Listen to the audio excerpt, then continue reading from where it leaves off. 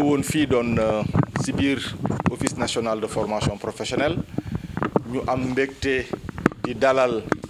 atelier 221 bi nga xam ni tuuti si ak monsieur Pathé ñoom ñoo leen fi teewal tey mu nekk dalal boo xam ni li ko sabab mooy lëkkaloo boo xam ni tàmbali nañu waxtaan bi depuis 2020 pour xool nan la atelier 221 ak office national de formation professionnelle mën a àndee pour que li nga xam ni moom mooy label Made in Sénégal ñu mën ko valoriser. loolu nag bi ngeen ko déggee li muy wund mooy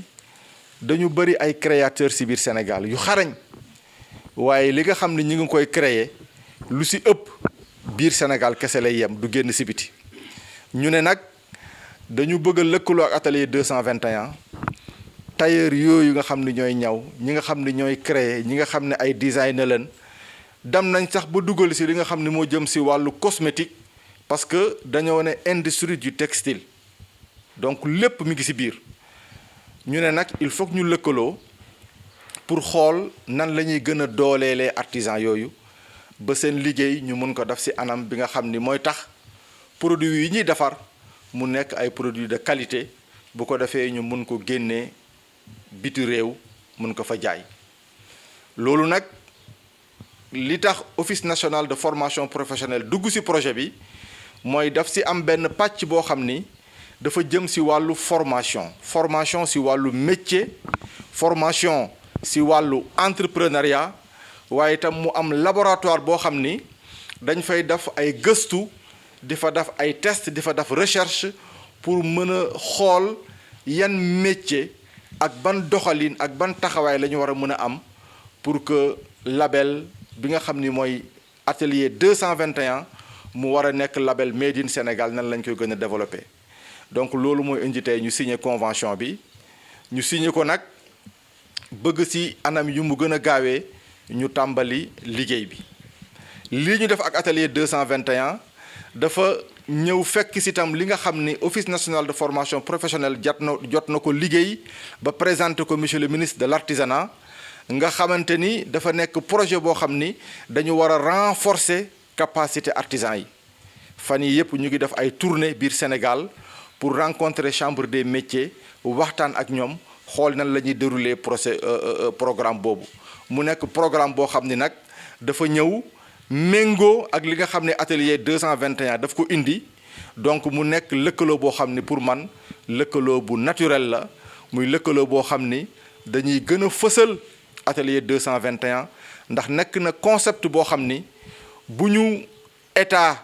jàppalelee à travers ONFP mais aussi à travers financement yi nga xam ni danañ ko soxla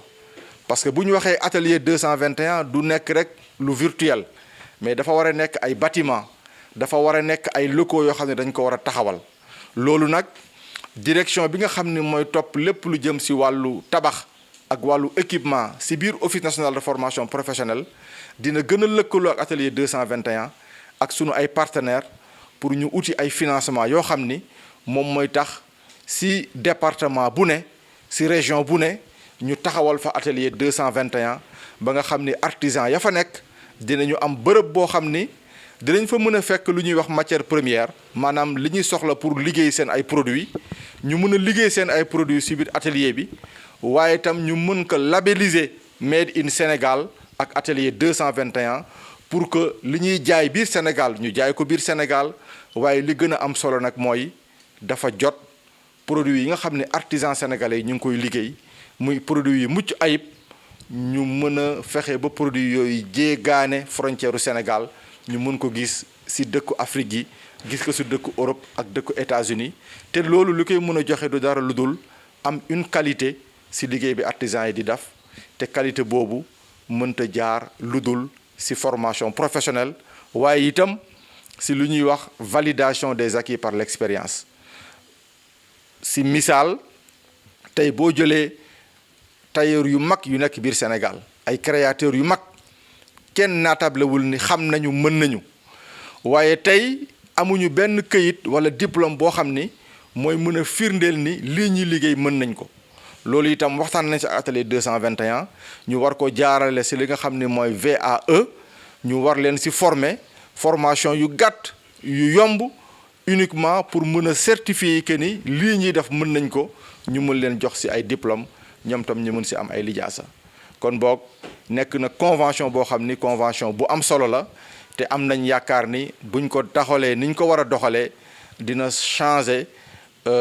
kanamu artisanat ci biir Sénégal mais dina itam yóbbu label Sénégal fu sori ci àdduna bi yëpp. waaw léegi nag li nga xamante ni moom mooy ñi ñu war a former Office national de formation professionnelle dafa lëkkaloo ak atelier 221 donc atelier 221 dañu am seen ay membres waaye itam dañ koo ubbi pour bépp artisan pour bépp designer pour bépp tailleur ñu mën a ñëw bokk ci biir concept boobu li nga xam ni nag mooy ñi ñu war a former ñoom atelier 221 ñoom ñooy def ciblage bi ci biir gox-goxaanu Sénégal yépp bu ñu defee seen ciblage ba pare indi liste yi ONFP bu ko defee ñun ñu mën a jël en charge totalement tous les coûts ñun ñoo koy jël en charge donc ñi ñu war a former du ñu fay dara mais dinañ leen former ci ay métiers yu bees former leen ci ay modèles yu bees former leen ci ay gis-gis yu bees ba nga xamante ni produit yi ñuy liggéey dina am qualité bi war pour ñu mën ko génnee bitim réew. waa convention bi dañ koy rafetlu di ñaan yàlla commencé ko ak bismillahi rahmaani rahim terminé ko ci alhamdulillahi rabbil alamin parce que du lu yomb du lu oyof tamit mission la ak sas la bi ñu dénk te ñun tamit ñu nangu ko di rafetlu bi ONFP comprendre mission wu atelier 221 maanaam liggéey suñu réew jàppale ndaw yi nga xamante ni peut-être amuñu liggéey wala bëgg nañu insérer aussi filière bi wala ñu ngi ci di ci tedd te gën a bëgg a valoriser encore lu ñuy def gën a wane fasal tamit ni li ñuy liggéey qualité la que ni suñu dëkk mën nañ fi liggéeyee lépp dañu bëgg daal jàppale ndaw yi jàppale suñu bopp ñun ñëpp ba nga xamante ni lu ñu soxlati ci wàllum solo dàll yére bijou ci dëkk bi lañ koy defee te day ànd ak ay anam ak qualité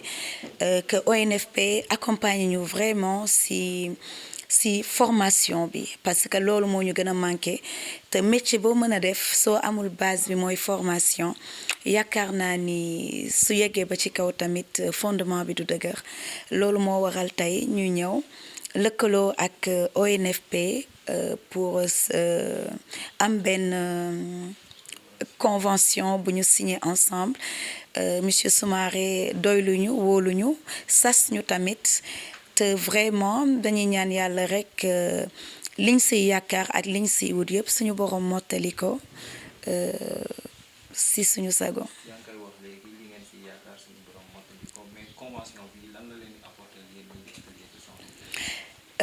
li muy mën a apporter atelier 221 parce que acteurs yi ci nekk yëpp déjà ont un métier ñi ngi liggéey lum ñuy mën a yokk mooy gën ñu yokk gën ñu dëgëral gën ñu renforcer ñu gën a am reconnaissance si suñu waa dëkk ak suñu état parce que nous sommes des acteurs ñi nga xam ne dañuy liggéey si secteur bi et secteur bi tamit dafay participer lu bëri ci koom-koomu réew mi souvent dañ koy négliger wala nit ñi duñ ko mën a xam parce que suñu nee ñawkat la wala defarkatu dàll la wala tëgg la souvent day nekk ay métiers yi nga xamante ni nit ñi duñu xalaat li nekk ci ginnaaw yëpp c'est toute une chaîne c'est des entreprises ay nit a fay xëy di fa liggéey te lu tax atelier 221 la réussite personnelle souvent du loolu rek moom moo gën a am solo li may wax souvent mooy ñu jënd nag bu duuf séddoo ko ku nekk am ndawalam bu baax moo gën ku nekk di xëcc bayam bu yooy di dem Henry Ford disait que se réunir est un début, rester ensemble est un progrès, travailler ensemble c'est la réussite. Il faut que ñu mën ñun Sénégalais yi lëkkaloo pour liggéey ensemble moo ñuy mën a yóbbu fu sori mooy tax li ñu bëgg ñu am ko mooy tax état ak institution yi mën ñu jàppale mën ñu dooleel xam ne ñun lii ñuy def ñàkk luñ ko fayda te ñu ngi siy tedd ba ñeneen di si tedd donc ma am yaakaar ni convention bi day ñëw rek gën ñu dëgëral gën ñu renforcer si li ñu jot a commencé. tey jii du ñu fi xaatim ci diggante ONFP ak atelier 221 xamal leen itam atelier 221 xëy na ñun ñoo fi taxaw mais am na ñeneen ñu nekk suñu ginnaaw ak ñu nekk si rajo yi di ñu déglu ak ñu nekk seen kër di ñu seetaan parce que atelier 221 la ñu wax 221 mooy Sénégal te lu ñu bëgg mooy fexe ba ñun lu ñu soxla ñu koy defaree suñu dëkk te am na dëkk yoo xam ne tey jii am nañu doole même bu ma waxul tur yi sax noonu la ñu développé woo parce que dañu dem ba gis ni ñoom li ñuy lekk dañ ko war a defar li ñuy sol dañ ko war a liggéey Europe dem ba benn moment li mu naan defar Europe mu dindi ko yóbbu ko Asie tey jii nii Asie dem na ba foo xoolee ñoom seen liggéey yooyu daf leen permettre ñu am benn niveau de vie boo xam ne mën na leen permettre ñoom li ñuy def ñu koy consommer te loolu bu amee rek jafe-jafe yu bëri familial professionnel dootul am parce que déchirure yi am yëpp mooy génne di wuti liggéey da ngay bàyyi sa doom bàyyi sa njaboot yenn risques yi xale yi di dem fii bu amee liggéey ñun mun nañ fi dem la première expérience ñun si biti la ñu jógee ñibbi si parce que Sénégal suñu dëkk la moi je pense que je peux le dire sans pour autant xalaat ne nii parce que fii laa dëkk ku ne boo sañoon sa dëkk fa ngay tedde fa ngay yeewoo te am mun na nekk mais ci naka lay nekk mooy lu ñuy liggéey ak suñu partenaires yi nit yi foo ñu former leen li ñuy liggéey foo mu baax comme ni ko wolof di waxee foo mu mucc ayib te mucc ayib dafa laaj ingrédients yu bëri identifier les opportunités xam ban yoon ngay def chaque étape nga def ko nu mu waree jusqu'au dernier maillon de la chaîne.